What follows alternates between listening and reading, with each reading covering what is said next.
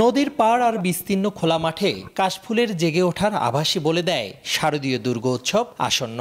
আগামী 9 অক্টোবর মহাষষ্ঠী পূজা দিয়ে শুরু হবে শারদীয় দুর্গাপূজা। সনাতন ধর্মাবলম্বীদের সবচেয়ে বড় ধর্মীয় উৎসবের অপেক্ষার পালা শেষ হতে বাকি আরও 2 সপ্তাহের বেশি। তাই শেষ মুহূর্তে আলতো হাতের ছোঁয়ায় দেবীকে মূর্ত করে তোলার কাজে ব্যস্ত কারিগররা।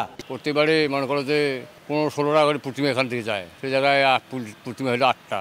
দুর্গাপূজা আড়ম্বর উদযাপনের প্রস্তুতি নেওয়া হচ্ছে বলে জানান হিন্দু, বৌদ্ধ, খ্রিস্টান ঐক্য পরিষদের নেতারা। এদিকে শারদীয় দুর্গাপূজা উদযাপন সফল করতে কঠোর নিরাপত্তার কথা জানায় পুলিশ।